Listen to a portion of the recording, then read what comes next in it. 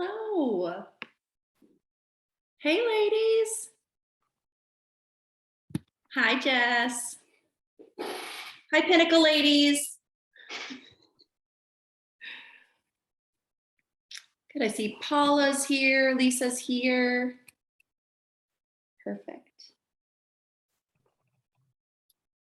Weird. I think I'm one of the ladies, Allie. Your mom was on it. Why?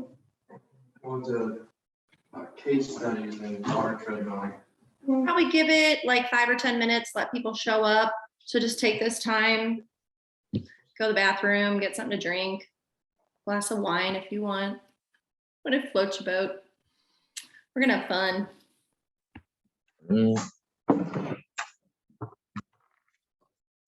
Alexa's here.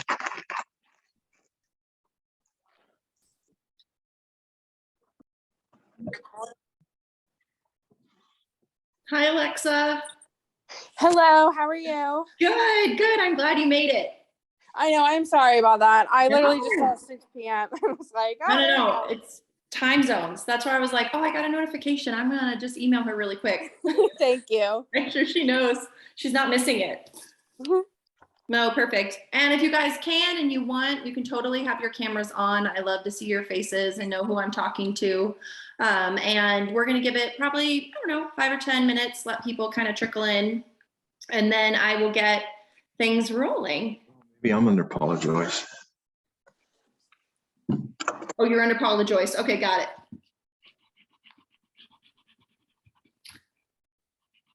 I will take Paula. There we go. Perfect. All right, which of you guys are enjoying warmth still? Because it is full on, I don't know. It was fall and now it feels like winter. I'm sure Jess is probably the same way. I think you guys got snow in Indiana.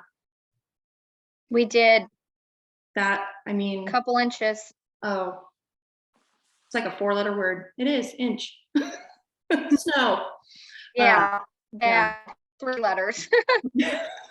Yeah, I live, outside of Chicago, you guys, but I am not cold hardy.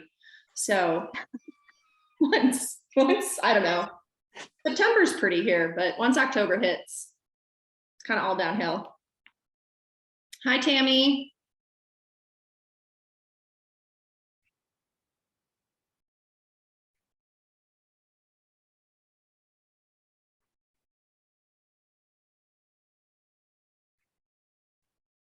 And I think it worked easier this time, not having a waiting room.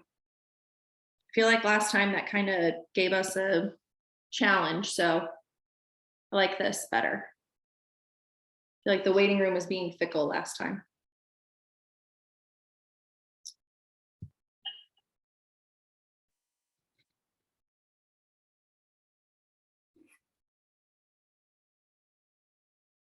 Great, we'll give it about 2 more minutes and then I'll get rolling.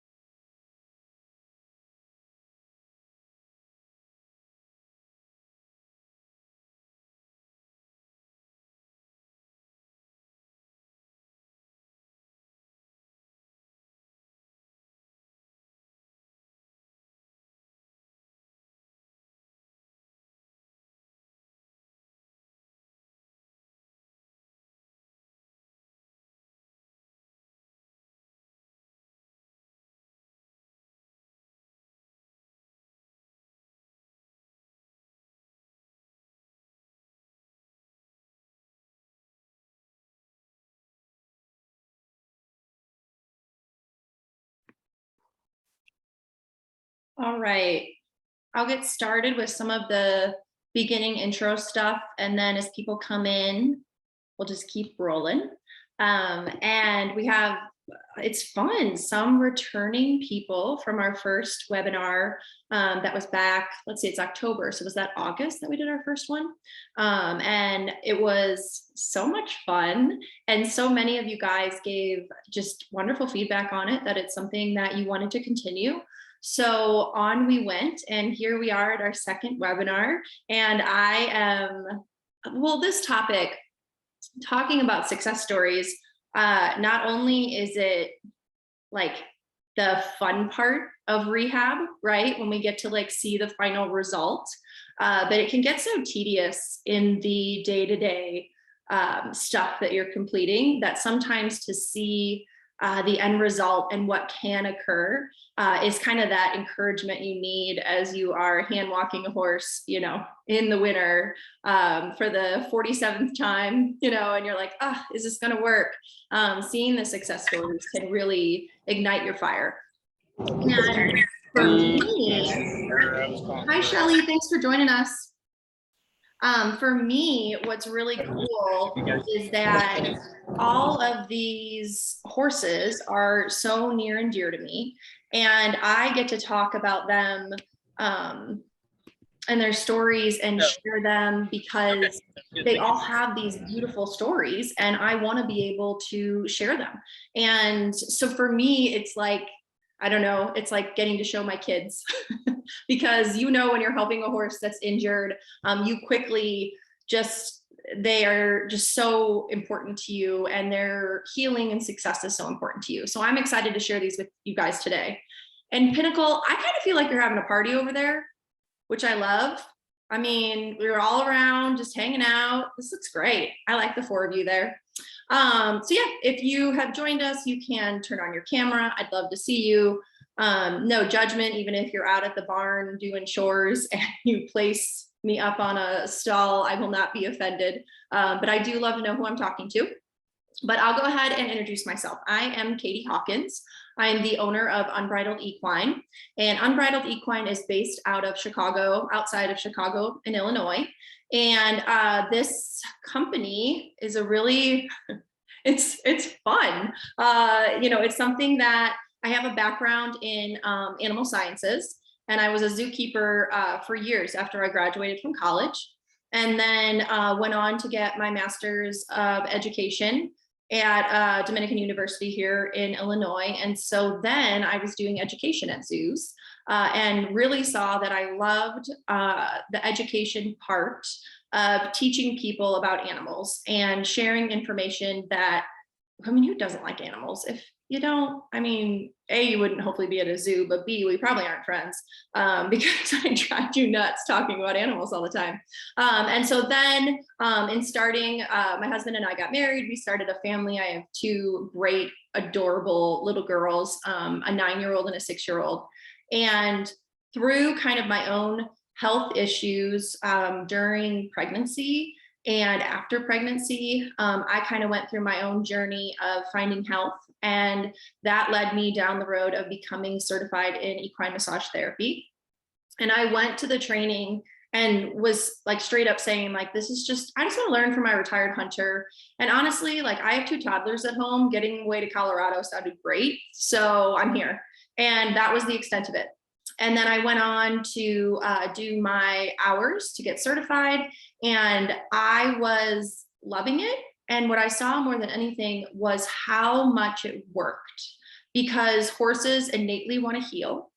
And it was really cool to have a relationship with them where I was giving them something and I expected nothing in return.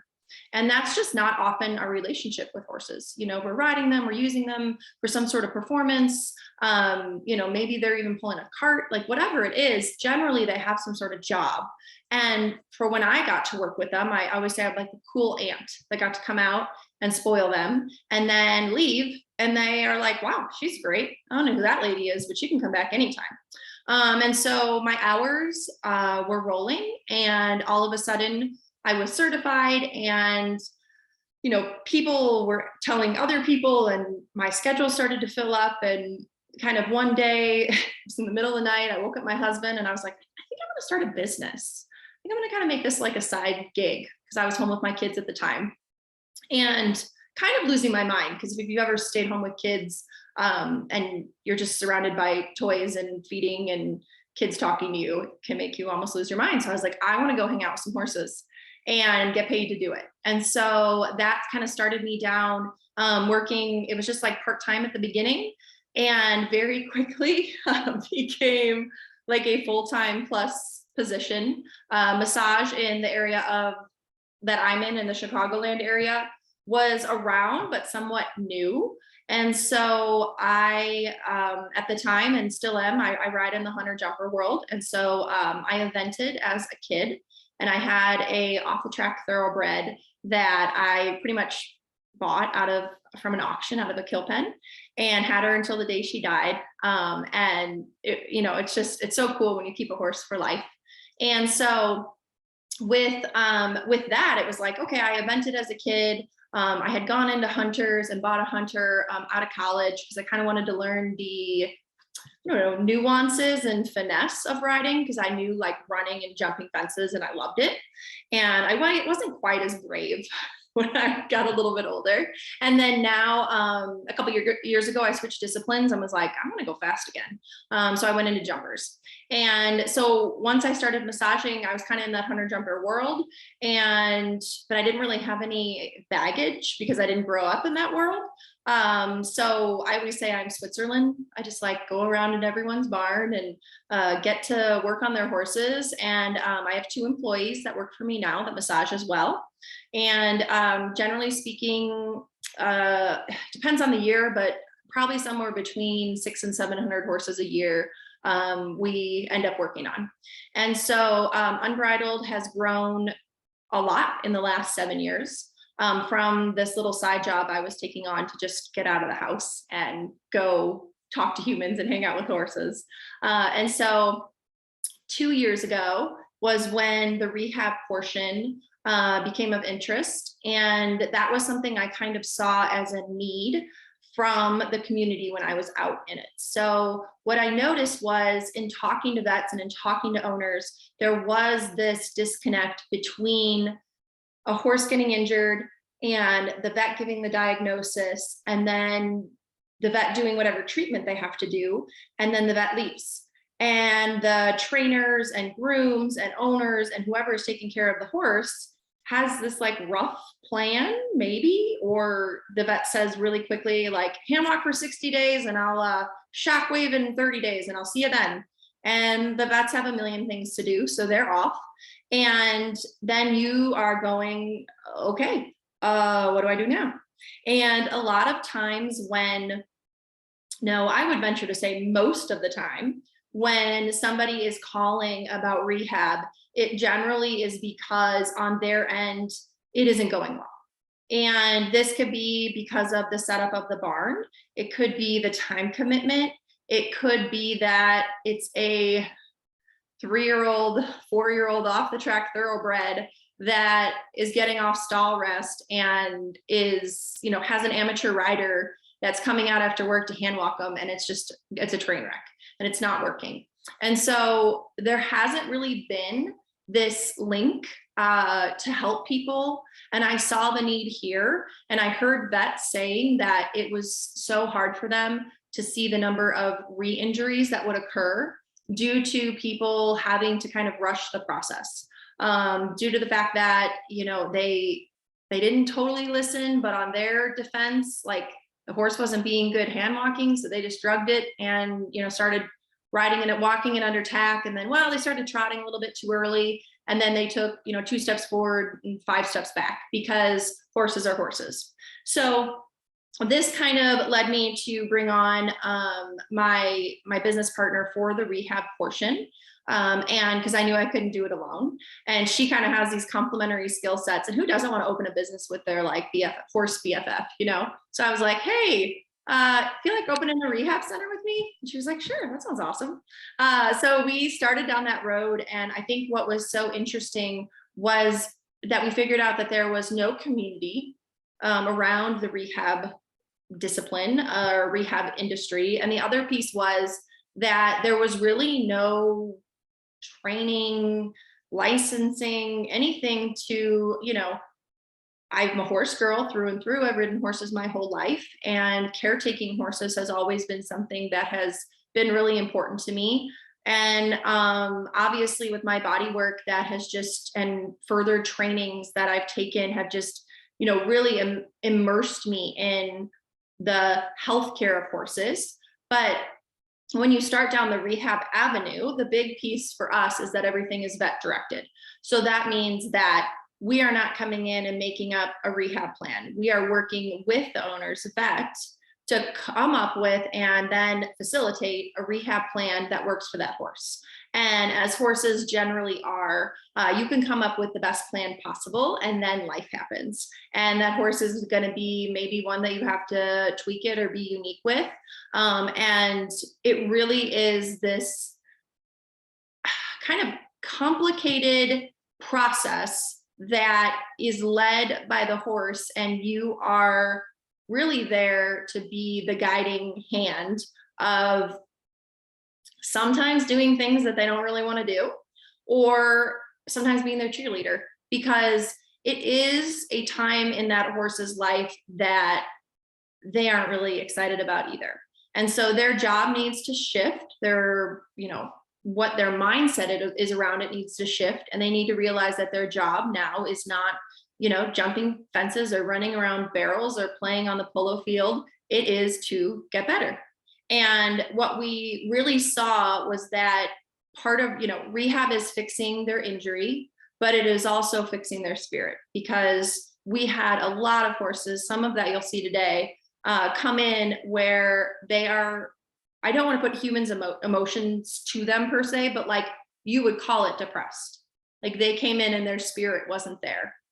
And the owners really saw that even more than we did until we saw them kind of change.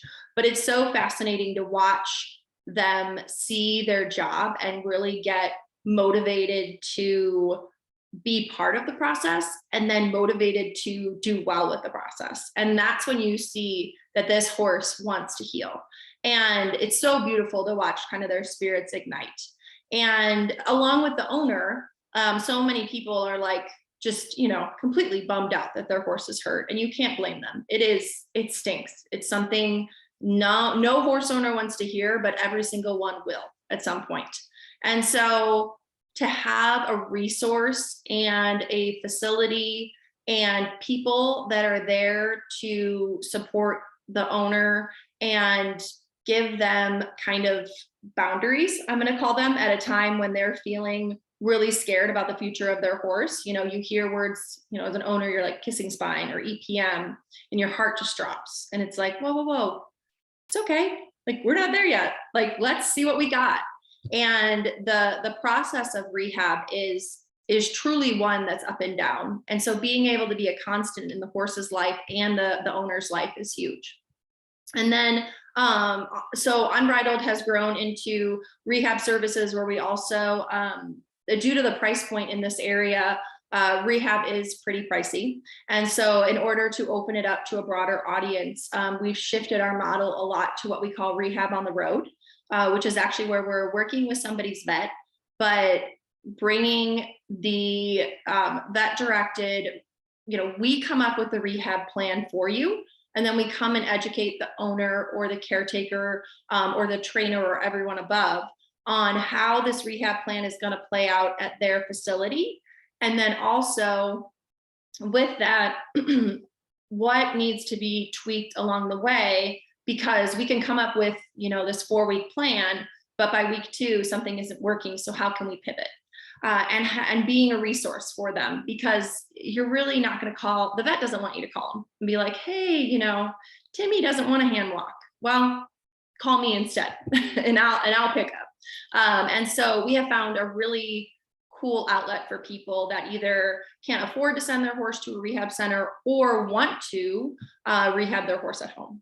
And on top of that, it's just been the opportunity to bring it to a broader audience. And this is where working alongside Hudson has been so huge.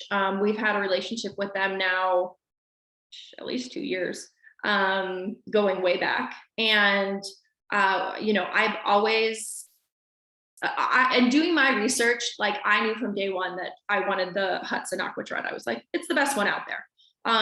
So here you go. Here's all the information. Here's why.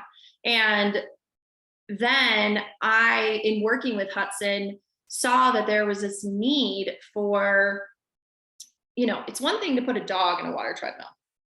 They're generally pretty cute and easy, and they like to swim.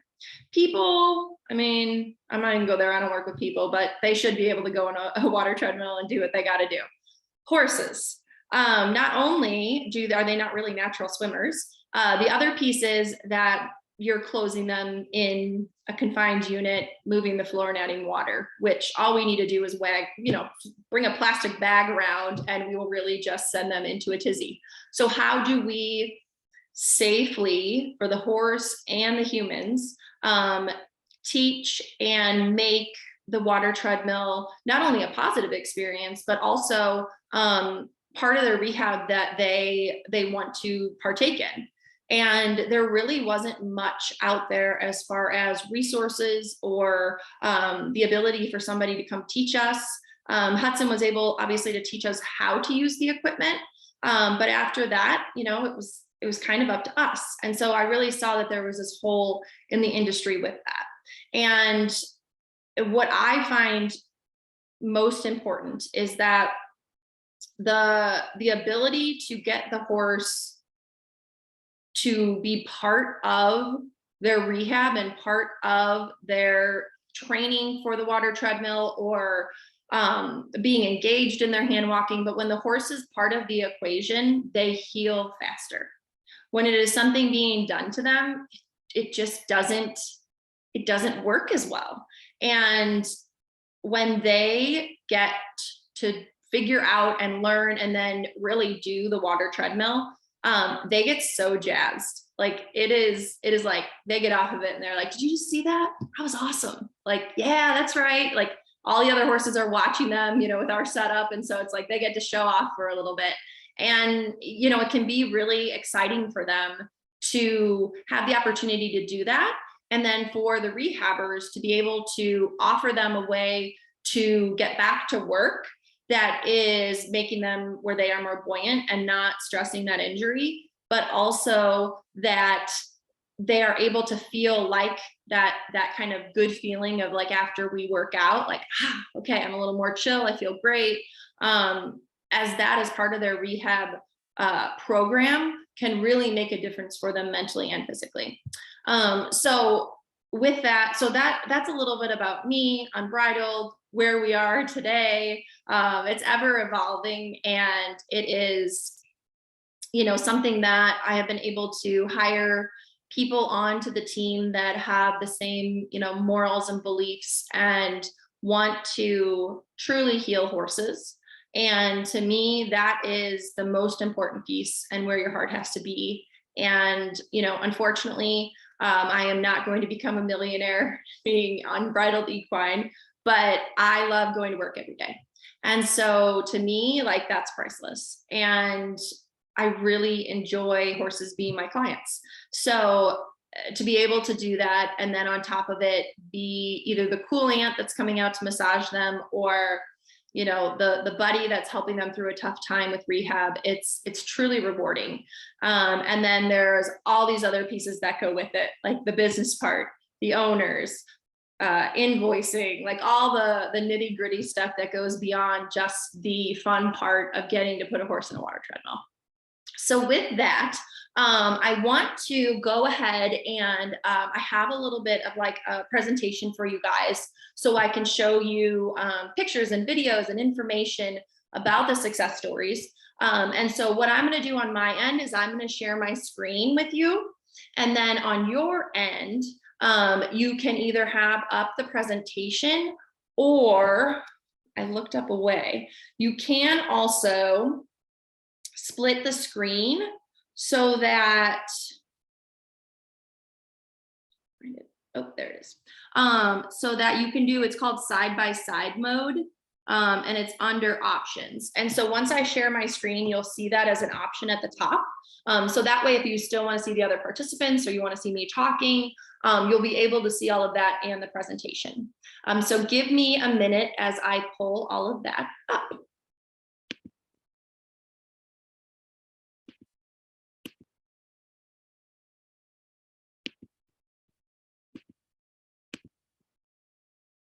All right, are you guys seeing my Zoom? Oh, there we go. Now you can see my screen. All right, so for you guys, I believe it's up top somewhere that you would be able to do the split screen if you wanted to. And then I'm gonna pull up the presentation on my side. All right, how are we feeling? Can everyone see that? Thumbs up if you can. Yeah, we're seeing my screen. Okay, I was gonna put you guys at the bottom, but that's not gonna happen. Can you see, do you see yourself on the side? Okay, I'll put, well, I mean, I kind of be like to see you guys. You guys are really adorable. I was hoping I could put it at the bottom, but I might be trying to get too fancy. Oh, oh, there we go. All right, let's try that. And if it's blocking stuff, I'll just move it. But that way I can kind of see you guys a little bit. So, all right. Well, you can go away too. I don't need you up here. Okay, so let me get started. Unbridled success stories. So here is the setup we have at our facility. We are actually in the process. This is kind of exciting. We're in a time of transition. And so we have, a wonderful facility out of Batavia, Illinois, that we have worked out of the last 2 years. And due to the price point of this facility, we're really seeing that that is a roadblock for us to be able to get to the greater, amount of people in the area. And so as weird as it is sometimes to transition when stuff is working, sometimes when, your business, you're like, but it's working so well. I don't want to do anything. I don't want to disrupt it. I really feel confident that the foundations that we have built with our company will be able to, transition. I don't want to just see me. We'll be able to transition to another facility once we figure out really what we want. So this is our current setup, just to give you guys an idea of what it looks like. And you can see this little barn door where I have my cursor over. Behind that is where all the hot water tank, the cold water tank, the chiller, all of that stuff is kind of behind the magic door. So we were able to hide ours. So really all you see on the floor is the water treadmill. And we were lucky enough, and you'll see this some in the videos, we did not, our hot water does not get recycled. So for pictures and videos, it's really nice because our water is always really clear, as you can see in this picture, because we're not recycling the water. With the cold water, we do recycle it because you have the salt in it. And the salt is expensive to add to it. So it's not something you're going to just throw away every time you use it. But you'll be able to see, I have one horse that's going to be using cold water. So you'll be able to see what it looks like when you're recycling the cold water, and you can still see how clean it gets. The hot water, ours, just for some logistics, came from the well at 55 degrees. And then through a hot water heater, like one of those that works kind of as the water comes in, was able to heat it up to, I think it went up to 100 degrees and then would drop to 98 in our tank where we could read the temperature. And then that would get turned back on as the water would lower as we would use it. So just so you're aware with the pictures, I don't want to give this idea that I am scrubbing the water and or expect this from you every time. So we were able to use fresh water every time. And this also gives a really good shot if you don't have a water treadmill and you're interested in kind of what the electronics parts of it, that's on this screen right here. So it also gives you a really good view of that. And Kate and I laughed that you get a great butt shot of us as well. The horse, oh, this is good information too. The horse in the water treadmill right now is over 17 hands. He's a large warm blood that we had. So just to give you kind of a point of reference, the treadmill is down in a recessed area that was like 4 inches down, but enough so it could, if we needed to open up the tanks, or I'm sorry, open up the floodgates, if you will, because issues and accidents happen. And so you have to be able to empty the water quickly. So we had an area cut out that could hold 1,000 gallons of water, so it wouldn't get all over the entire barn. And so it's down 4 inches, and you can kind of see that we're standing on the observing ledge right here. And so just to give you an idea of how big this horse is, so you can see his hooves on the bottom. So he's 17 hands, obviously here, and you know, is in it, and obviously is different than a quarter horse where they may just stick out a little bit. They stick out, but yet from a length, you know, wise, we've had horses bigger than that in the water treadmill. Oh, I did want to say, if you guys have any questions while I'm going, I'm not able to put, I don't want to put the chat up as well, because then you won't be able to see any of my screen. But what I am going to do is after each story, I'll wait. And if you guys have a question, I can pull the chat up here, and you can either type it in the chat, or you can go ahead and unmute yourself and ask a question about that horse if you would like. So the first horse, it's thinking. Oh, I have to, hold on, it's having a moment. No, don't give me that noise. There we go. All right, so the first horse, I'll get rid of everyone. This first horse is named Blue. Blue, he is a 8-year-old Arabian gelding, and he is a Western pleasure horse. So he had been doing the Western pleasure circuit for quite some time, and came to us with a left central tarsal fracture. So fancy way of saying there was a fracture in his left hock. Oftentimes when we think fracture, we kind of think that it's over for that horse. And I wanted to show you in two, well, a couple, but 2 big fractures today, that how important the water treadmill was as part of their rehab. So his left hind hock, he came to us after he had already stall rested for 60 days, because they didn't, I think they were down, I want to say down like in central to almost southern Illinois. And so he had a bit of a travel to get to us, let's say 4 to 6 hours.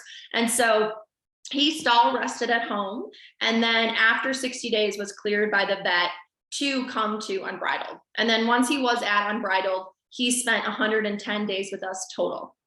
And so when he arrived after 60 days of stall rest, he stall rested with us. We actually put him in the stall closest to the grooming area so he could have lots to watch. When he came to us, he was, as we came to find out, and you guys will see in the videos, he was very quiet, very reserved, actually would stand with his head, like his head looking into the back rear of the stall, not to the window, to the corner. And when he came in, we were pretty shocked at how he looked compared to pictures that they were showing us. And so very quickly, we started to see the transformation that happened with Blue. And so his first hand walk was about 54 days after he came to us. And there we go. And so with Blue, I want to go through with each of these horses kind of what the water treadmill stats were for them.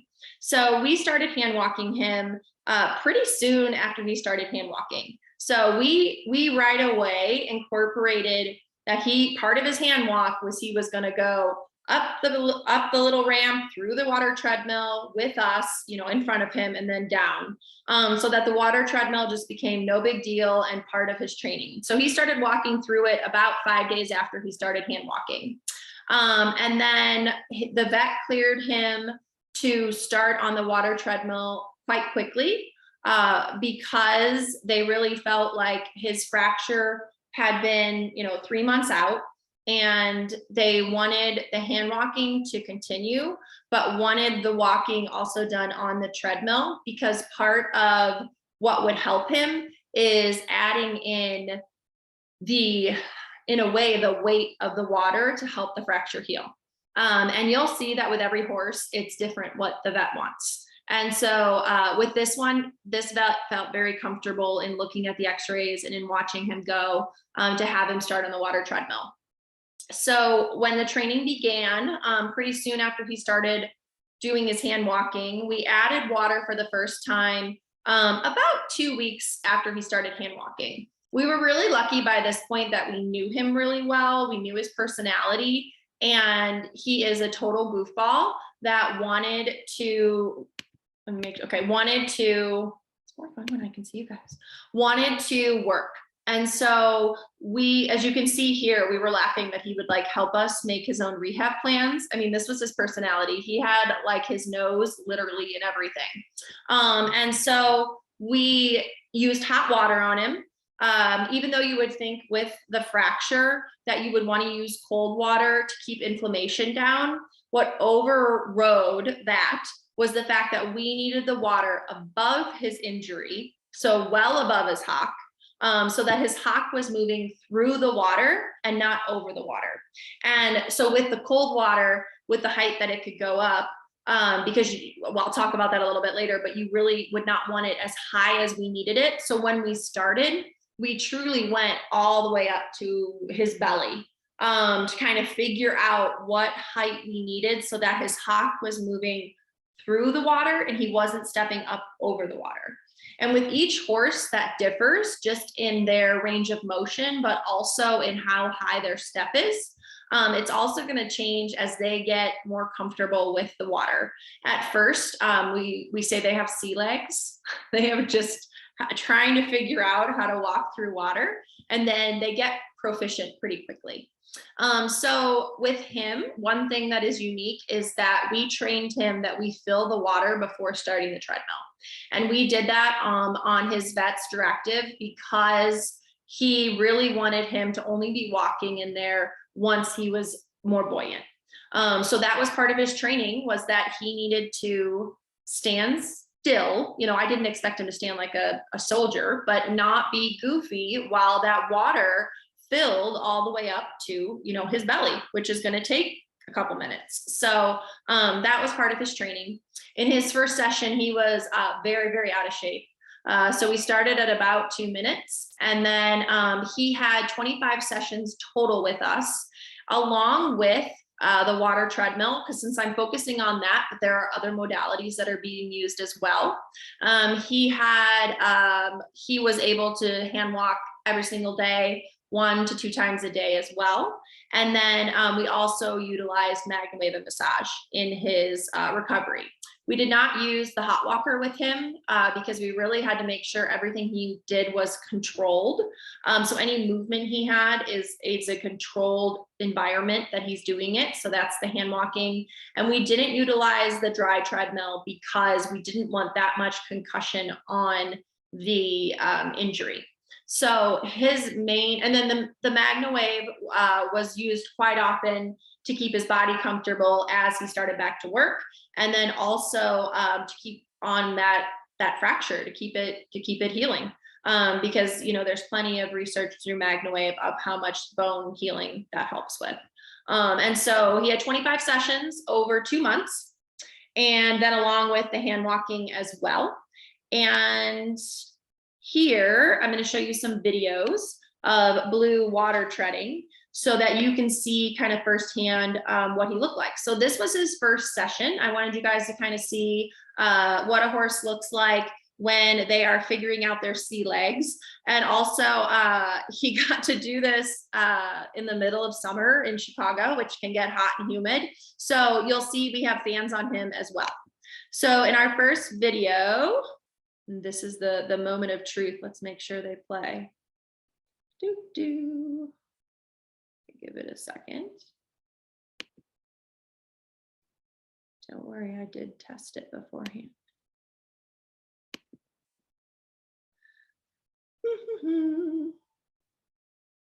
All right, let's shut it down and try it again. Never a dull moment. All right, let me move you guys over to the side again. Oh, really wants to make that a exciting transition. All right, just move you up.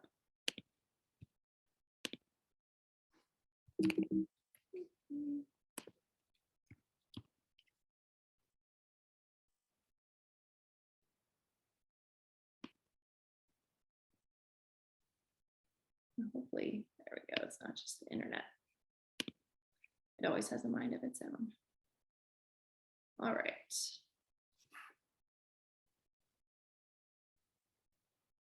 Let's try this again.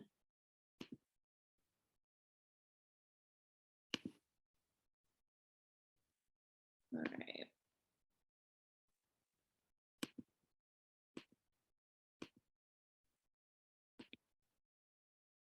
There we go. So as you can see, and I can replay these as well, so I can move the box. While he's starting out, we did use a chest.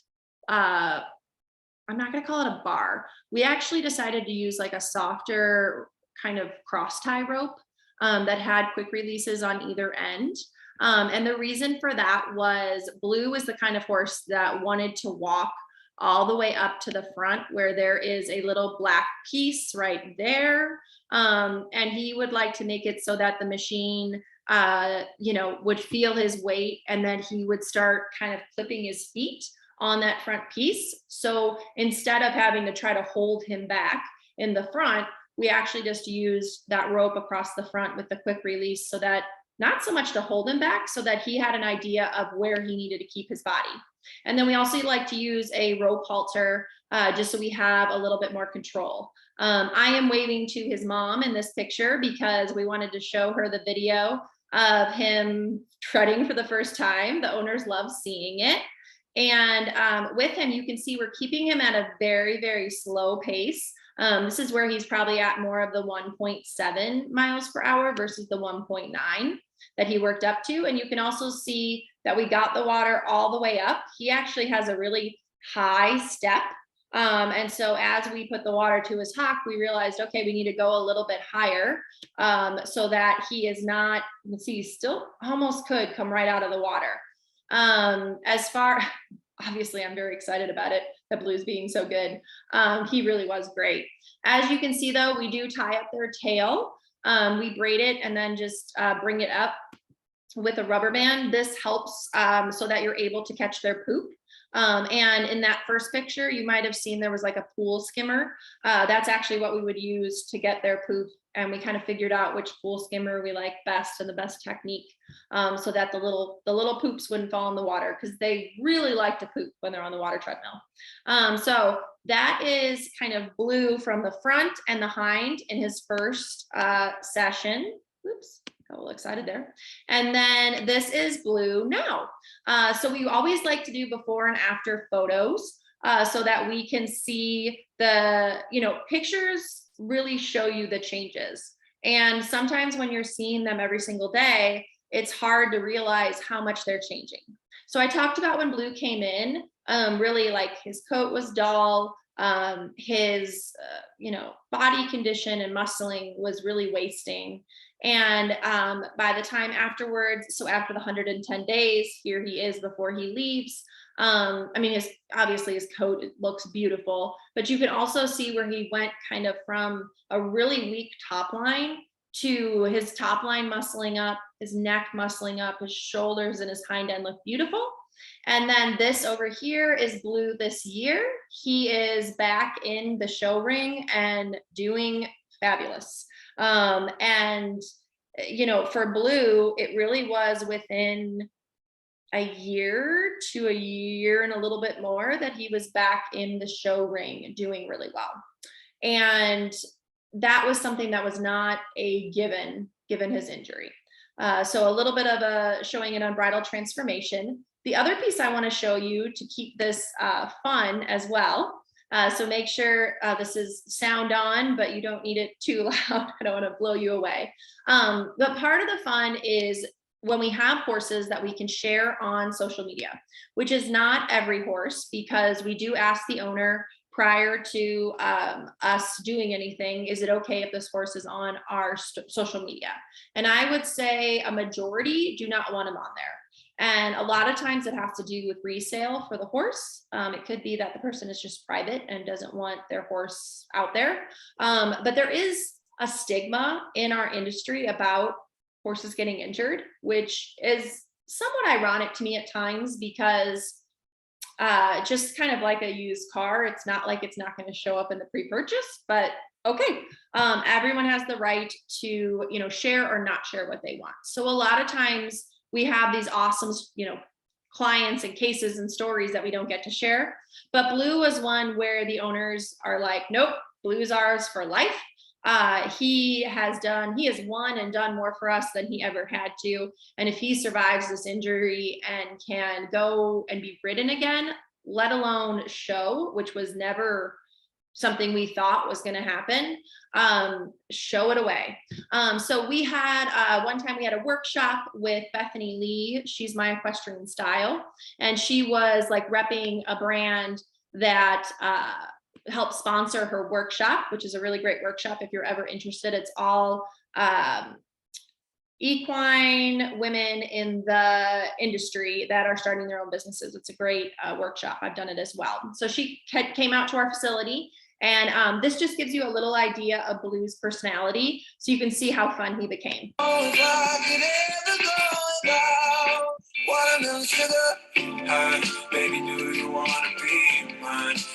I mean, like, could he be any cuter?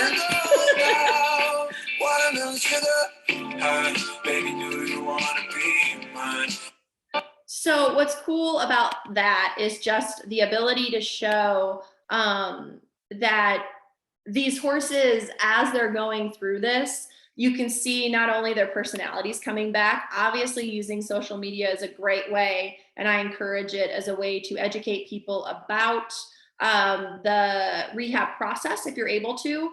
And you'll see in some of our other ones, people love seeing horses on water treadmills. And Blue, it's a fun one. We just didn't end up having a reel of him doing that. But that movement with his mouth where he looks like he's singing, he would do that all the time. And then our favorite point was when he got to where he would actually take he had a food dish that he got on the ground because he didn't like the one we had up in the stall, and he would take his food dish and bring it over the front there and throw it out to us when he wanted more food. And so Blue's personality came out, and we finally, really understood what the owner was talking about. And it was really cool to see how his personality just bloomed while he rehabbed. And then the next, any questions about Blue, about his injury, about his water tread stats, or anything we did with it? Let me know now. I'll give you a minute. But he's a fun one. And he's one that if you're in the Western pleasure world, I'd have to look up his show name. I don't remember it, but it has Blue in it, BLU. He's out there, and from what I know, and when I talk to his family, still doing amazing. So, and being a goofball, which is so fun. We really love checking in with the owners and getting updates. All right, so if you have anything, feel free to type it in, even though I'm going to the next horse. So the next horse, his name is Fearless. Just a cool name. And Fearless, he is a 12-year-old, he's a 12-year-old warm blood, and he's a Grand Prix jumper that's owned by a trainer. And he came to us with his right stifle. He had an ACL tear. And so by the time he got to us, the trainer kept him for the beginning portions of his rehab, which happens a lot where we, if they're on stall rest or they're just walking under tack and it's something that they can do at their facility, we encourage it so that when they come to us, they are ready to start their rehab. And so for some people, that monetarily is the best way to utilize their resources.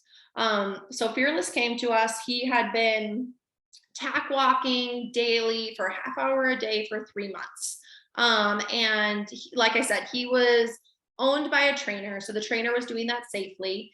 And it was just kind of situationally, that's what he was going to do instead of hand walking, because they were actually at WEC Ocala, and he would just walk them on the bridle trails there. And so then when the 3 months went by, the trainer really felt like he wanted Fearless to gain the strength and coordination and really be able to, build up muscle and get the kind of pieces of his workout that, he'd been under saddle, but he really wasn't being worked for the last 3 months. So before he asked him to move on, could he come to us and really for, a month and a half, get fit enough so that he can come back home and they can get him back to work. And they don't have to worry about him having those compensatory patterns kind of derail him from only walking for 3 months. Because this is a horse that, truly was and is an athlete. So when he came to us, like, he knew he was cool and he really wanted to work. And so when he arrived, he did have a lot of prior dry treadmill experience, because his facility did have a dry treadmill, his home facility. So his comfort with a treadmill he was very comfortable with it. So we were able to, when he came, we started him out on the dry treadmill and started his fitness there. And then along with weekly magna waving and massages, we're able to start water treading him, honestly, like 2, maybe 3 weeks. Let's see, 2 to 4. So yeah, 2 weeks after he got there. And we felt like his fitness was good enough. He was walking on the dry treadmill. We had started the treadmill, the water treadmill, him walking through it. Then we went ahead and got him started with water. So he was he's one of those little blessings that you will get where they, and it's interesting. So the first horse being an Arabians are, generally a little bit hotter, have a lot of opinions. Fearless, as a warm blood could, go one of two ways, but he has a fantastic personality. He's very curious. He's very engaged. And so he thought the treadmill was cool. The water treadmill was cool from the moment he stepped on it. So he was trained in 1 day. And I talked about, he rehabbed with the trainer and then he came to us for conditioning. He was also a hot water horse. And the reason for this was the water needed to go up all the way to the top, we call it. So as high as possible. So we would empty the entire hot water tank when we used him, or really to like the bottom little bits, because we wanted it as high as possible, because we did not want his stifles to get irritated getting up over the water. So, and he also had a humongous step. And so for him, you'll see in the video, he just really has animated steps. We had the water as high as possible. So, you'll see it's up over, up in his belly. And his stride was about 2.1 to 2.2 miles per hour consistently. And then again, we were able to start with 5 minutes with him because he had more fitness than a horse that was just coming off hand walking or stall rest. And then most of our sessions, we only take till about 20 minutes because you'll notice the fatigue in the horse that starts. And they show you in a couple ways how that fatigue sets in. And then here is a video, and I'll be able to start it again. Here is a video of us, I'm probably stepped back. You can watch Fearless going on the water treadmill. You can see the animation in his legs and why the water had to be so high. But he splashed a lot, especially at the beginning. We would say that if you were anywhere on this silver section, you were in the splash zone, because he would splash a lot because the water was so high and he just had so much power in his step. And so you can see though with his stifles, even all the way up, as we could with him, his stifles are going through the water. And so there he is from the side. And then I wanted to show you a little bit of how it looks starting off a horse where they're kind of fun to watch. And so this one on this side, this is when we had closed Fearless into the water treadmill and we were introducing him to the water without the treadmill moving. And he thought it was awesome and fun. And he, for the whole time he was with us, drank the water, like drank tons and tons and tons of water. And it's really fun to be able to video and see their first time doing things because they all act so differently. And the best part is his trainer, when I would send him these videos, he was like, oh my gosh, he's petrified of puddles, which makes absolutely no sense. How is he? I'm like, you've got to be lying because this horse loves water. So one thing I told him was, at least now liver pools and water will not be a big issue. And then in this one, this video on this side, this is him learning to come off for the first time. And I actually keep the sound on this one.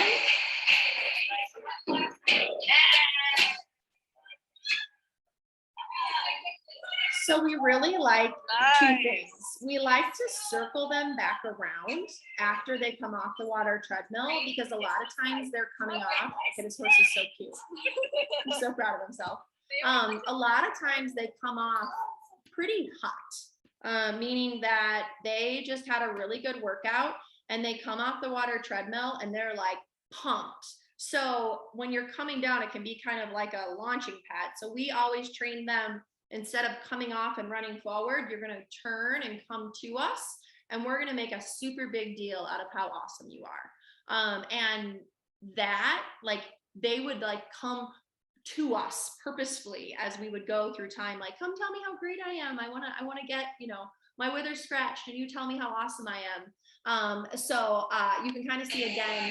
The other thing is the tape on there was more for people not to trip on. It wasn't for the horses. Nice. And because he splashed so much, you can see how that ramp was wet. They generally aren't wet. He just got water everywhere. There he is. And then with Fearless has kind of been he's one of our most popular social media horses, and he is really cool. But I just want to I have two examples for you of how you can take water treadmill footage and not only use it educationally, but also to, bring people to your business. So I'll close this up so you can see these really fun, we have two reels of Fearless.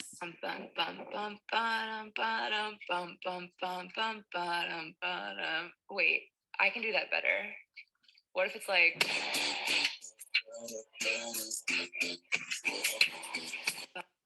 So that, though, is a really cool example of how much they improve on their water legs as they go.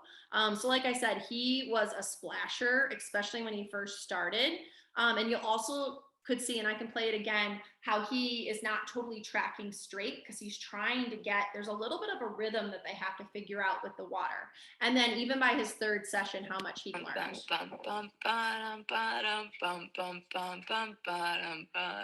Wait, I can do that better. What if it's like...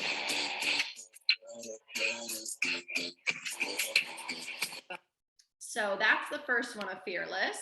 And then this one is just one where it's showing how good he's gotten at the water treadmill and some different views of it. Check this.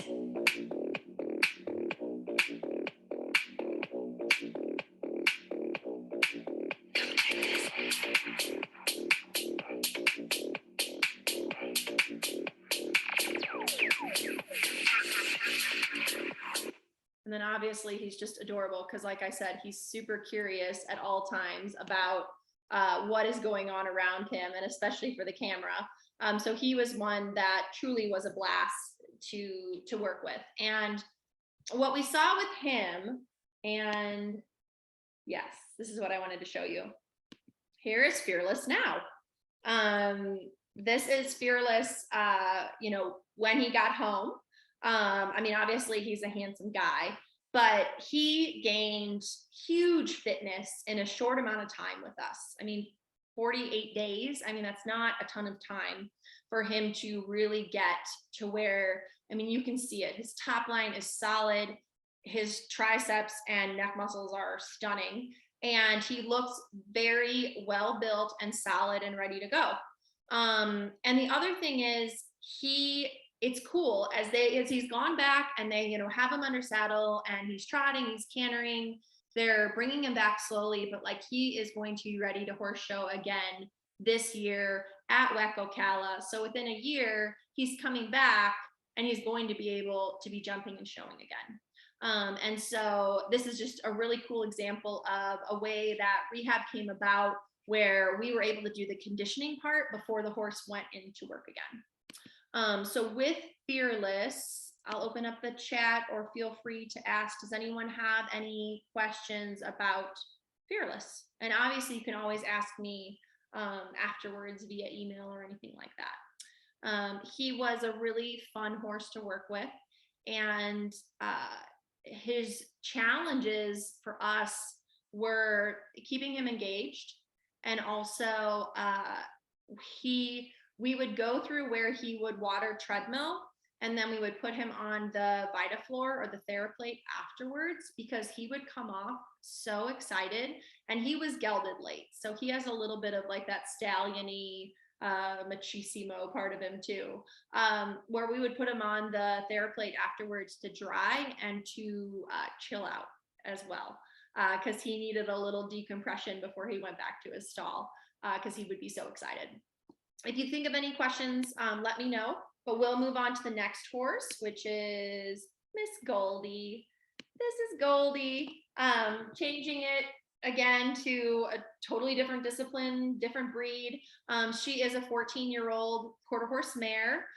She's a barrel racer, and she came to us. She is a family horse, and this lovely family, and she's ridden by a teenager who, you know, they are just two amigos. So Goldie was kind of your ranch horse in the way that like nothing fazed Goldie, and she really wasn't going to be overly affectionate to you. But if she likes something, like she'd accept you and be part of it.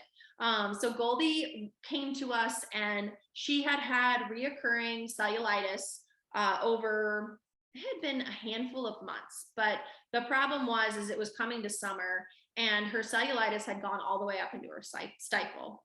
And so they were just really worried, because she was to where, you know, it was oozing, and her skin was stretched out, and they weren't getting it to go down at all using your traditional methods of hand walking, medications, and cold posing. So Goldie came to us, it was like right at the beginning of summer. And this one I had to put in because I make my kids work. This is my oldest daughter, Quinn. And yeah, Goldie was one of those horses that they were allowed to help out with and groom, because she was just such a kind soul. So she came to us. Goldie, like I said, had been there, done that, was brave. I mean, a parade and a motorcyclist could have gone by, and she would have just looked at it and not cared. So she trained in one day. She was in the cold salt water. We knew that we wanted her in that cold salt water every time she was in there. And I will show you pictures later that are going to blow your mind. And she was a pretty slow walker. She's about 1.9. She didn't really need to get anywhere quick because she wasn't doing barrels. The interesting thing is we would work her in the water treadmill and also use it as a soak for her cellulitis. So if she was only going to water treadmill once, we may put her in the morning. We might that afternoon, because it's the middle of August and it's hot, instead of using our Game Ready or instead of cold hosing, bring her back in the water treadmill. She didn't care if she was standing in there. She probably preferred standing to having to walk, because, you know, she didn't care either way. So she would happily just stand in the water treadmill and let us pet her, and she was totally content. So her first session was 10 minutes long of walking at 1.9 with the cold water. That was about mid-hock. With the cold water, you want to get it to a height on a horse where you'll see that it splashes up, but you cannot submerge them up to their belly in cold water. You will put them into shock. And so cold water is something that, and all you need to do is stand in it one time. Now, granted, they don't have muscles, you know, below their knees anyways, so it's a little different than it is for us, but it is 32 degrees and it is cold. So you do not want to put them in shock getting it up too high. And then by her, she had 25 sessions total. She was with us 48 days, so a little over a month. And, you know, on top of that, we did use our hot walker, our Eurosizer. She went on that as well. She was very calm on it, and it'd just be like doing that instead of hand walking. She was also able to be turned out because she would just go out there and eat grass and wouldn't do anything silly. And she also went on our VitaFloor. Vibration therapy helped with it as well, along with the Game Ready.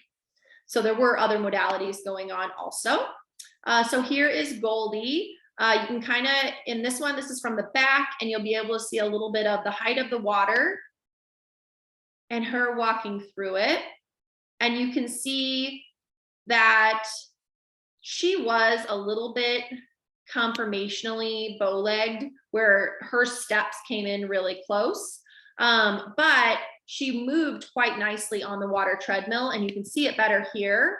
Even though her cellulitis was bad and she was uncomfortable when she came to us, her range of motion was decent. And so that was something that was encouraging, because it wasn't like the range of motion was gone from the cellulitis reoccurring. So it was all still there. We just had to get the cellulitis to stay away. So here's the picture I wanted for you. This is a picture we took now. This is not at the beginning. So this is like probably half the size of when she came in. But you can see with her cellulitis, how, you know, I'd call it a cankle, and it goes all the way up through her stifle compared to her left leg. And then this would be what she would come out like looking after one session on the water treadmill.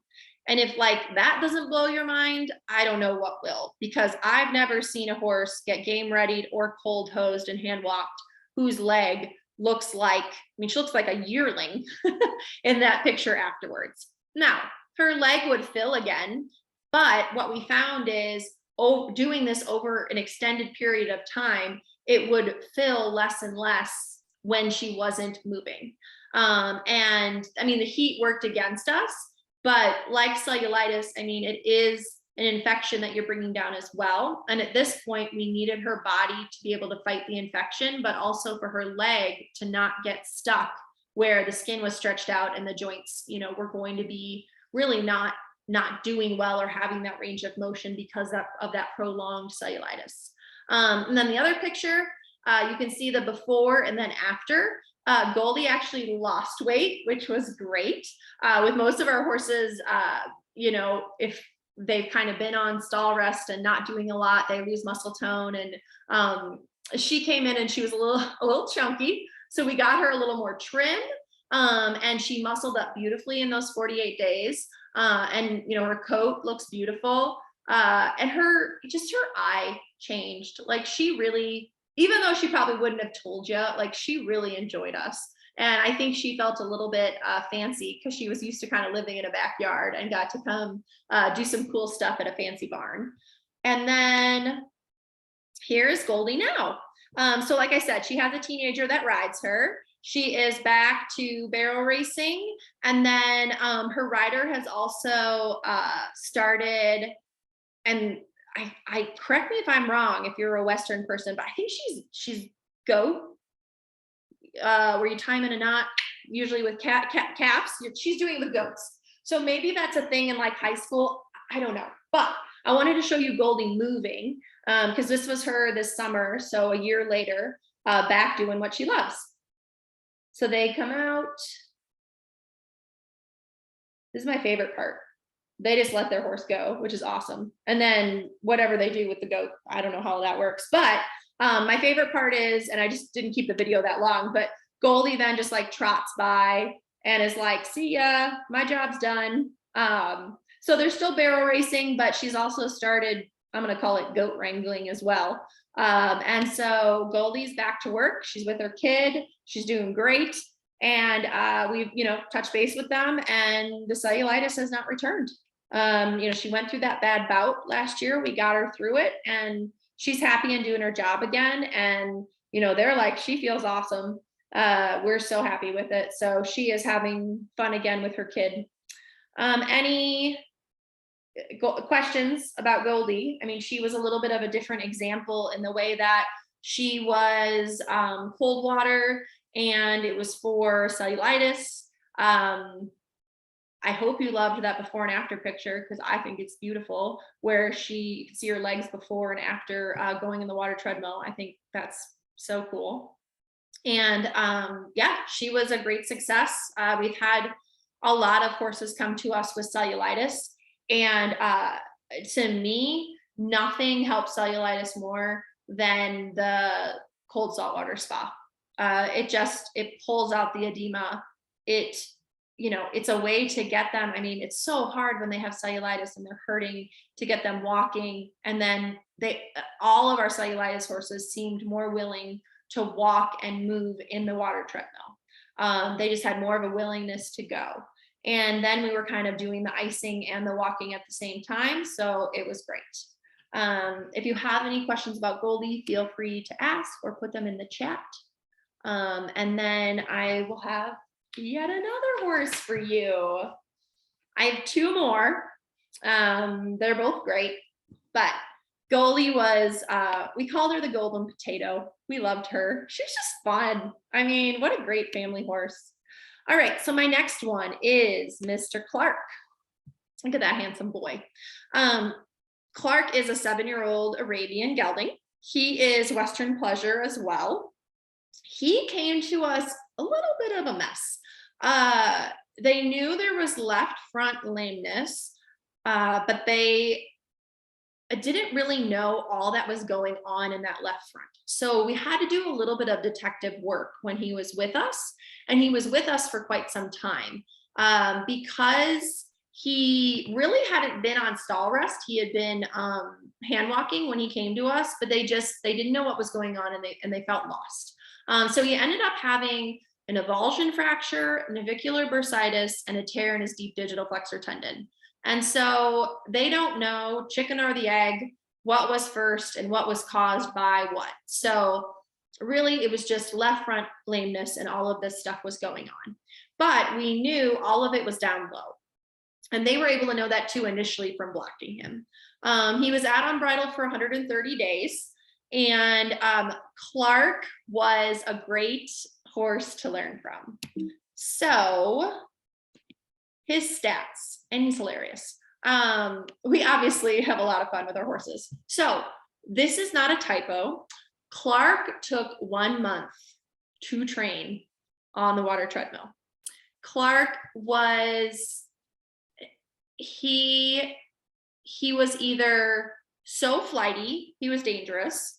He was probably the first horse that I felt could and would jump out of it. Like, he was like a deer, and his flight response was so strong. And I'm not a huge proponent of using ACE or sedatives when you water tread them. What I have seen from my experience is that when they are aced, their stride is shortened, and their kind of like ability to engage in the workout isn't there as much. But with him, we were willing to try anything as this time was going on, because we really wanted to get him back to work. We did ace him multiple times, and then when he was aced, he would lock his feet and not walk. Like, he would get to the edge of the ramp and just stop. I mean, one time I tried like picking up his feet physically, and he would just place them down and not go anywhere. So with him, it was the lesson of patience, and we got really creative with Clark. And part of that being, we backed him onto the treadmill instead of walking onto the treadmill. Like, the amount that Clark taught me, and Clark is what made me come up with the training protocol that I have now, that helped us to work with horses after him, because he was a horse we had pretty early on.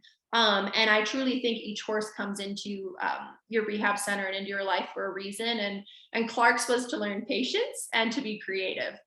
So it took us 1 month to train him. And luckily the owners were completely on board, because we were like, he needs this water treadmill.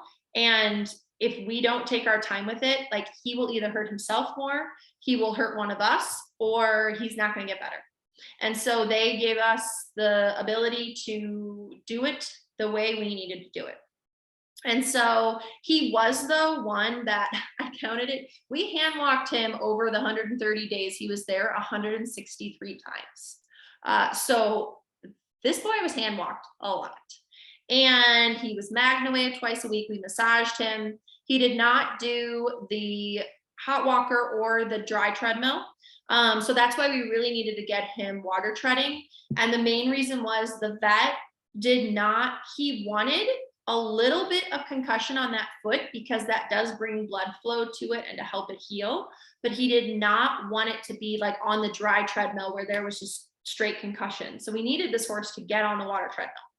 And man, once we trained him on it, this guy loved water treading. He treaded a ton. So he was a fast walker. He was 2.3 miles per hour. He had on average where he would do it 3 times a week.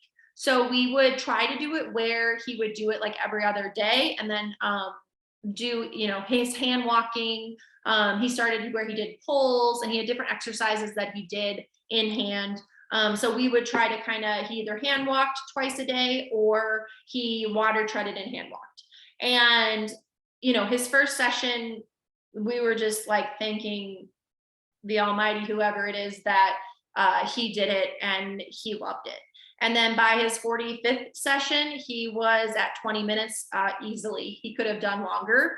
And we didn't want to get him too fit, because the Western pleasure world, I'm learning, like, you don't want them too fit so that they stay quiet and slow. So we would keep his to 20 minutes, even though he would have wanted to go longer. So it was 45 sessions total over 3 months.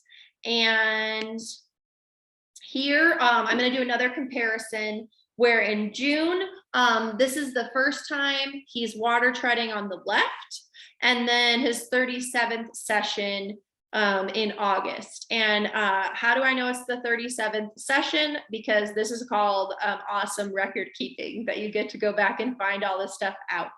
And we were able, I could correlate it to the date.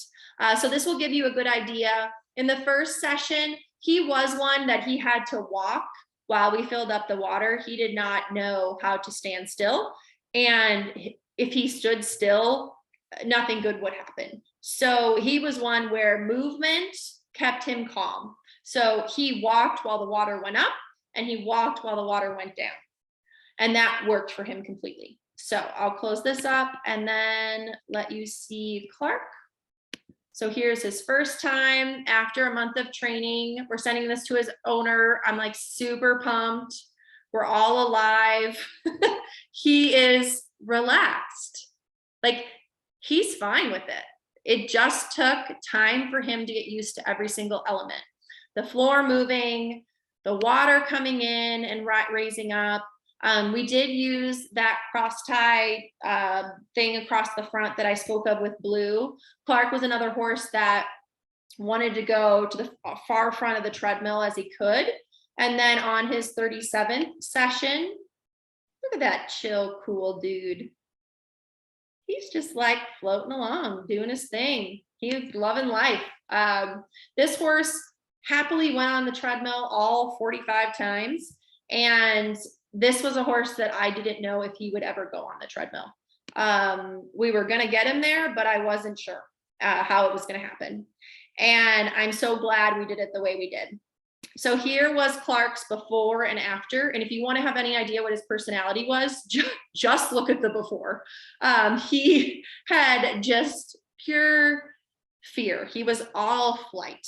And then you can really see, though, how he came in. He was very skinny, really lacked, he had a good hind end, but he lacked kind of that muscle tone throughout. He left, his coat looked beautiful. Obviously, he's nice and calm and happy. His top line's gorgeous. It really, really grew from when he came in. And then I just love this picture of him. We have a photographer on our staff, and so she gets some really beautiful shots. And his crazy eyes in the first one are quite beautiful in this picture. And then this is Clark now. So what I love is they've changed up Clark's life a little bit. One of the coolest things with this, it's a mother and daughter that own him, and the daughter shows him. The daughter's an adult. She's an adult daughter. Like, she has kids of her own, but the mom and daughter own him together. And they said that his personality is the best. It's like we returned a different horse to them. He is confident. He is more relaxed. He's more fun to be around. He's not such a ball of nerves. So he's actually able to get like turned out now. They're able to hand graze him, which we didn't know they couldn't do that safely. They didn't tell us all this before he came in. So he's a horse that really, because of his healing, the environment, and I truly believe because he overcame his fear of the water treadmill, his whole personality changed. And this is the daughter riding him, showing him he looks great. These Arabians and their tails was a whole nother thing I had to learn about, these tail bags and how you clean them, whole new world. His tail looks gorgeous, and he's doing amazing. But what I love is they're really finding that balance of him having time now where he can just go be a horse, because he didn't really have that skill set before to just go be relaxed. So that was a benefit that I didn't know was going to happen. And he's also the horse that, created the training protocol for, and he really taught all of us a lot. So he is one that's near and dear to our hearts. And then the last horse I'm going to show you is Tui. Tui is just an amazing story. So Tui is a 14-year-old thoroughbred gelding. He had a spiral fracture in his left front radial bone, and Tui is our longest tenant. He was there 229 days. And let me give some background on Tui. So when Tui came to us, he had already been on stall rest, on cross ties for 47 days when he came to us. He was stall rested for a total of 89 days. And then after that, so when we got him, there was, on a good side, a 50-50 chance of him surviving. It was a spiral fracture. Honestly, most horses could not be cross-tied in a stall where they cannot lay down for 47 days and not lose their mind. And this horse was never drugged. And if you've ever been to a polo event or haven't, polo horses are just taught and learn how to be patient. They're tied up to the trailer and they have to wait until they're chucker. And so Tui was an old soul that wanted to live. Like, I can't explain this horse other than his heart is endless. And you can see when he came in, he's fine, but he just kind of is. And then it was so cute. This picture on the bottom where he's laying down was the first time he got off cross ties. He just like rolled around, and we were all holding our breath because it was terrifying that he was down on the ground. But just like with Blue, we had him up at the front. He was with us. He got groomed twice a day. He was magna waved 55 times. So he got magna waved, he got red lighted. We would do everything we could with him in his stall. And coming from a polo horse background, he wasn't used to being, pampered. And so he thought it was just the best thing ever. So he loved us to pieces. We won him over right away. And then here is the first day of Tui hand walking. So after the 89 days, we were able to take him out and hand walk him. Again, his brain was so good. He's not drugged. He was able to just be hand walked. And then the cutest thing ever, This polo team is in Chicago in the summer, and then they go to Aiken and Wellington for the winter. So he'd never in his 14 years seen snow before. So he got to see his first snow. So this is Tui seeing snow. He did not know what to do with that. That was probably the only time the horse snorted, honestly. So his water treadmill stats. We incorporated the water treadmill training into his hand walking. He hand walked 120 times. And his first hand walk, let's see, was not 2 months after he arrived with us. And he had already been stall rested for 2 months. So about 4 months after his injury. He was able to do the hot walker before we water treaded because he was very calm, and a hot walker was something he had done before. So his vet was more comfortable having him start with that and just getting him from hand walking to doing the hot walker. And he really liked being around the other horses in there. You know, they're all separate, but he was with them in the group. And he really didn't act up too much. Again, never drugged. But he just was so thrilled, I think, A, to be alive, and B, to be able to be doing stuff again. So he did the hot walker first.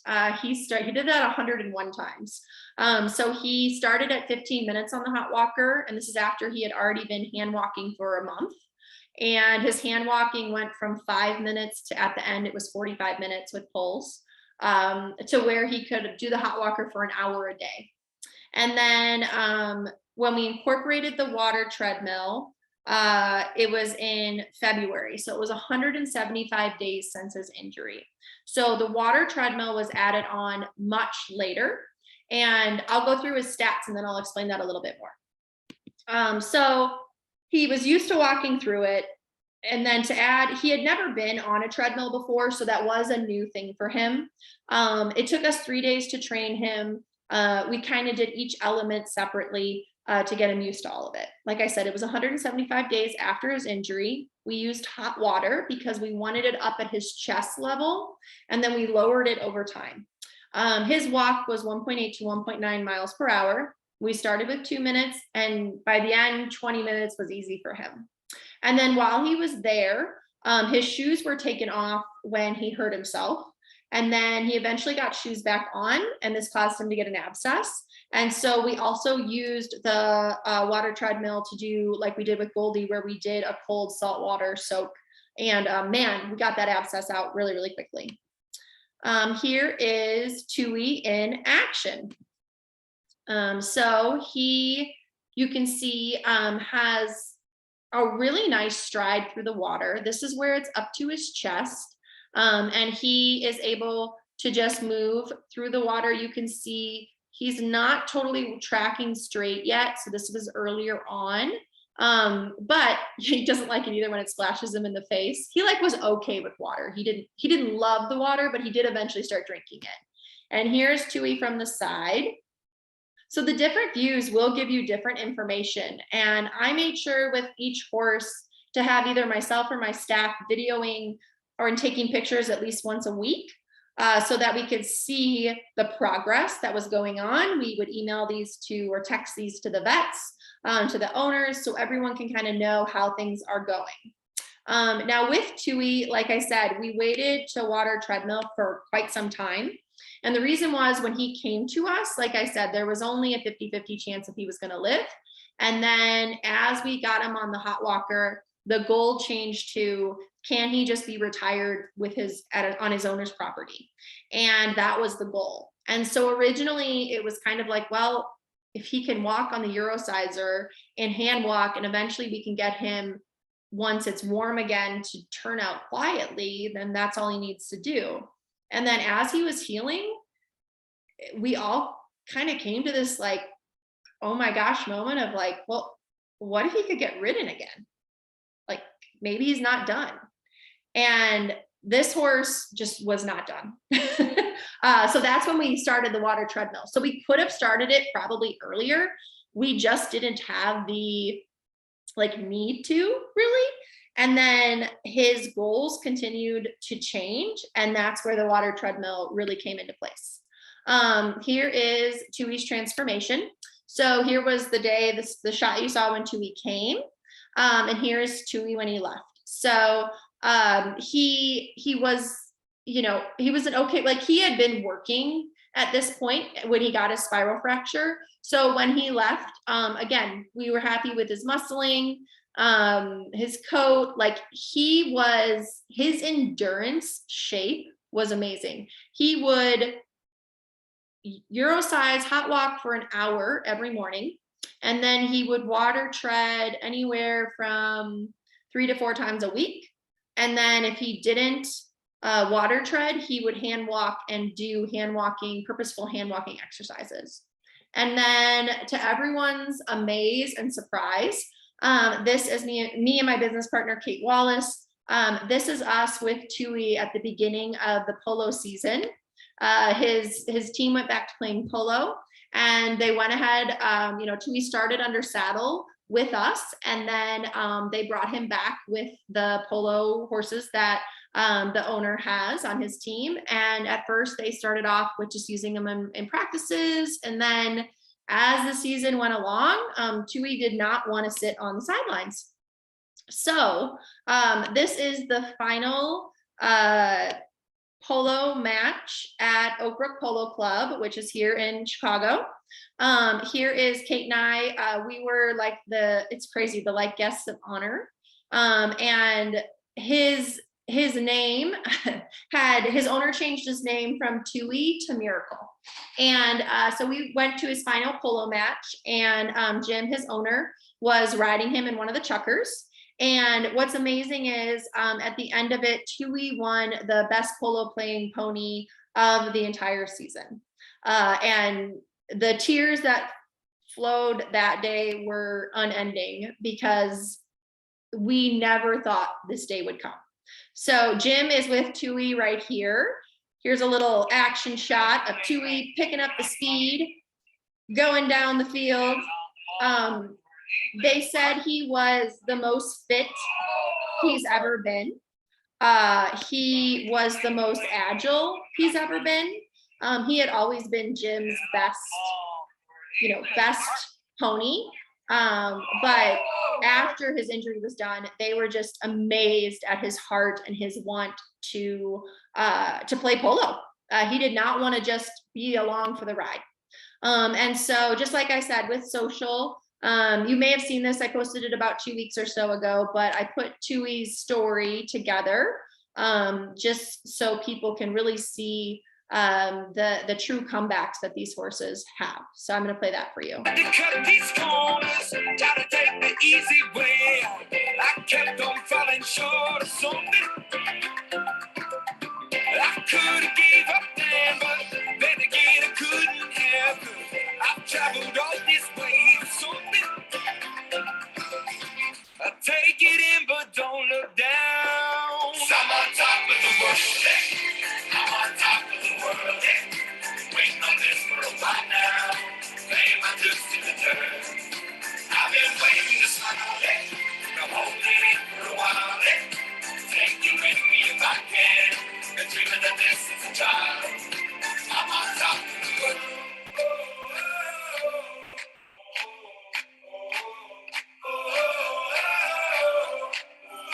I'm on top of the world.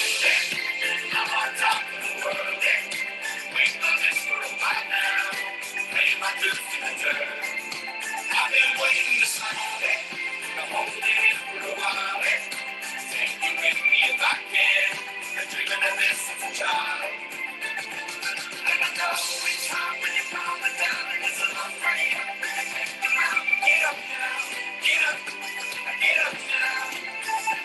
And I know it's hard when you're falling down and it's a long way up. Get up now. Get up. Get up now. I've tried to cut these corners. So I don't know if that doesn't make you want to cry. Tui is truly like, I couldn't give a better example of why. Like he truly is our why. That horse, you know, should not have survived, let alone thrived. And without having the rehab program, and more specifically the water treadmill, that never would have happened. And to listen to his owner, talk through to everyone on the last polo match about how this miracle happened, and truly being able to say it was our work and diligence and belief that this horse could heal, and not only heal but thrive. It just doesn't get better than that. It gives me goosebumps every time, because that horse wanted to live, and he wasn't done. And the best part is that his owner is retiring from playing polo, which God bless him, Jim's like in his 80s, was still playing polo. And Tui gets to retire with him. And I already have it on my calendar to go out on a trail ride with Jim and Tui and his other horses. And so Tui's someone that is going to be staying, in our lives, because the thing that means the most to me is, when we would come out to the polo matches and Tui was, waiting and tied up to the trailer, the moment he would hear my voice, he'd wake up and look for me. And to me, that's everything. Like, he loved me, he trusted me, he knew that I was on his team. And so, I couldn't give a better example than all those horses of like why rehab works and why you want to do what you're doing. So with that was my final horse. I do want to let you know, well, first of all, if you have any questions about any of those, you can put them in the chat. And you can also turn off your mute and ask them. I'd love to hear from you. The other thing is, I'm going to share my screen again. Give me a minute to show you. Tui got me all choked up and excited. He's just the best. I want to show you. Okay, so let me share my screen again. Give me a sec. Okay, doing lots of techie things. Here we go. See if it works. All right, can you see my screen? You can, it says. So 2 things I wanted to let you know that are options for everyone if you are interested. Some educational offerings that Unbridled has. We have our AquaPacer on-site training, which is a training program that we offer to, it can be private owners or rehab centers that want to get help implementing their training protocols and use of their AquaPacer. Hudson is the only company really offering anything like this. And it is a pre, during, and post type of offering where there is pre-training virtual consultations that go on that are there to help you really figure out all the nuanced important parts of getting your business ready, so that when your AquaPacer is installed, you're ready to go. And there is a lot that's behind the scenes to make those success stories happen. And so then there is a 3-day training where myself and one of my fellow water tread trainers come to you, and there's a whole curriculum that we teach you. And then on the back end, there's 6 months of support once you get your water treadmill in and you are putting horses through it and you're rehabbing horses and you're like, I have a question, I'm gonna text Katie. I'm here. I actually always have my phone on me because that is being a business owner. And so we also want to be a resource to you. The other option is the Unbridled Consulting. This is all done virtually and came out of a need for small business owners to get help either really figuring out what their company is going to look like, or figuring out their what's their paperwork going to be? What is their inboarding for new clients going to be? How are they going to market? How are they going to create invoices? how should they have I mean, their legal forms, who should insure them? Oh my gosh, all this stuff that took a lot of time for us to figure out a couple years ago because it was not so readily available. And so just having someone that's on your team that can help you through that process. And anytime, like if you're working with someone and consulting and getting coached, working with someone really will really get you forward. And especially when you're given homework and you have a deadline, you're gonna get that homework done. So those two offerings are out there and will get emailed to you.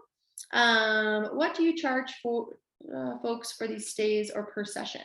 Good question. So I recommend that for people to, I would assume you're saying per session would be for the water treadmill. As far as stays, amounts really are broken into where you have to look at what is your cost of boarding the horse and what is your cost for therapies for the rehab horse. As far as kind of a blanket idea of charging for water treadmill sessions, I always tell people to find out what is the average price of a private riding lesson in your area. And that is a good gauge to what you can charge for your water treadmill session each time. For us in Chicago, it was $75 every time a horse went on a water treadmill. If they went for 2 minutes or they went for 20 minutes, it was $75. And there is prep time to braiding up their tail, washing their legs off, cleaning out their feet, washing out their feet, getting them on the water treadmill. It takes 2 people to run the water treadmill. So you have 2, either yourself or staff members running it. Obviously it takes water, electrical, there's a lot of pieces to it, and then getting them off, and they have to dry as well. So it's not a quick process. And then we also had a private or a separate charge for training that was just a flat fee. If it took a day or it took a month, you were charged the same amount. And that was because we believed so strongly in our training that was part of a horse getting water treaded, was they had to go through the training process. But for people, to really gauge what their area, what would be appropriate to charge, I really recommend looking at and finding out from as many barns as you can what the cost is for a private riding lesson and kind of go from there. But again, as I work with people, like there's the options of making packages, going a la carte. There's so many options in how you can work with your business in particularly. So I hope that was helpful. Any other questions?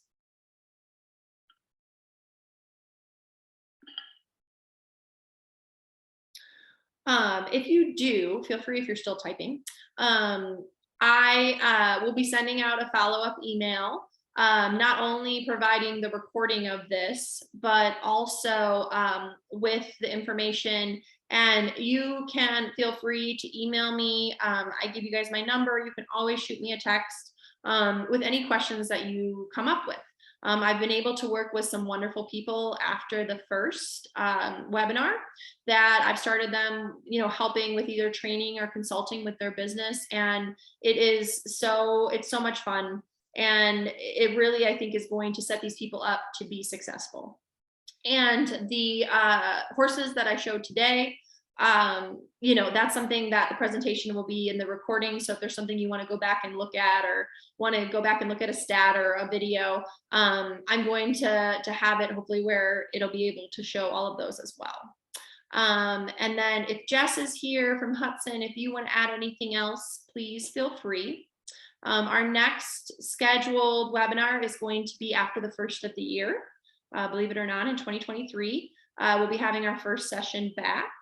And that's going to be a fun month for me because during the winter I go to Wellington for massaging and rehabbing, and then I think I will be going to Arkansas as well for a group there. So January will be fun, and we'll have our webinar as well.